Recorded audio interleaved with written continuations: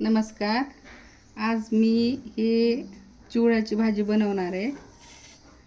ही मी अगोदर चांगली निवडून 2 पाण्याने धुवून घेतलेली आहे आणि मी ही चिवळ्याची भाजी तव्यातली चिवळ्याची भाजी बनवणार आहे. त्याच्यासाठी मी अगोदर हे तवा तापायला ठेवला आहे आणि त्याच्यामध्ये हे भाजी भाजून घेते. हे पाव किलो भाजी घेतलेली आहे. अगोदर तेल नाही टाकायचं ह्या भाजीला.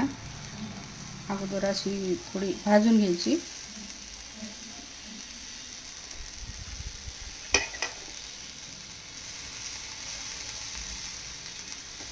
छान भाजली पाहिजे अशी भाजी.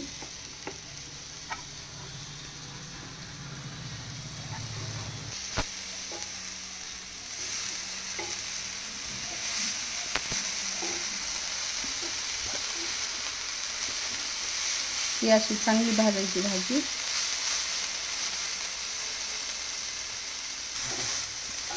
ही भाजी मी 5 मिनिटं भाजून घेतली.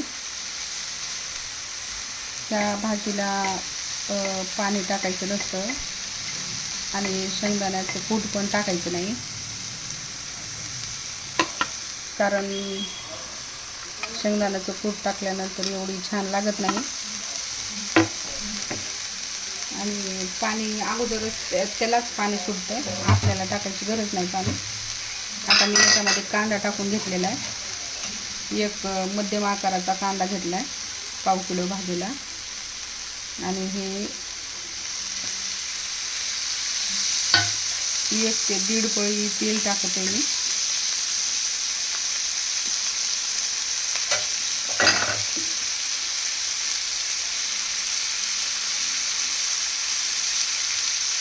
हे मध्ये कांदा पण भाजतो आणि बाजूने भाजी पण भाजते.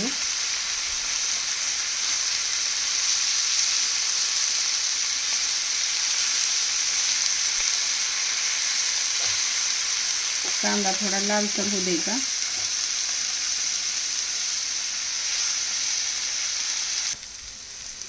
हे कांदा भाजायला थोडा वेळ लागतो जरा, कारण हे भाजीमध्ये भाजल्यामुळं आणि असा खरपूस भाजला जातो.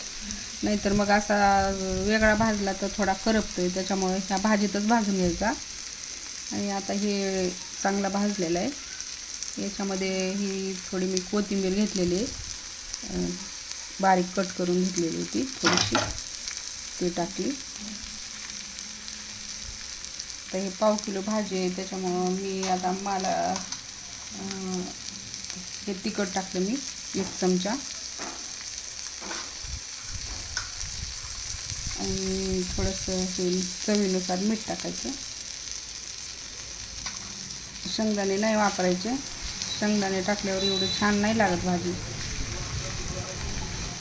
त्याच्या आवडीनुसार टाकतात, पण नाही टाकले तर आणखीन छान लागते. अशी एकदम आता छान दिसायली बघा. हळद नाही वापरायची याच्यात.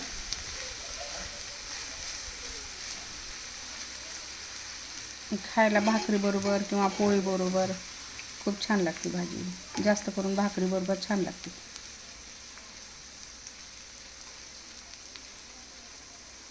स्टार्ट. ह्या भाजीला थोडंसं असं पाणी सुटतं, त्याच्यामुळे हे थोडंसं आपण परतून घ्यायची भाजी. थोडंसं पाणी आटलं पाहिजे. खायला छान लागते, आंबूस थोडीशी. थोडंसं पाणी आटलं की मग काढून घ्यायची.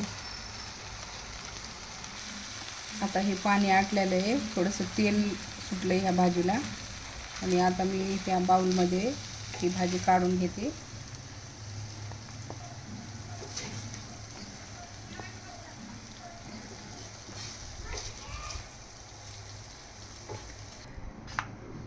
ही थोडीशी चिरलेली कोथिंबीर घेतली आहे आणि याच्यावर मी अशी टाकते. ही रेसिपी एकदा नक्की ट्राय करा. व्हिडिओ आवडला ना मग व्हिडिओ लाईक करा आणि चॅनलला सबस्क्राईब करा. थँक्यू.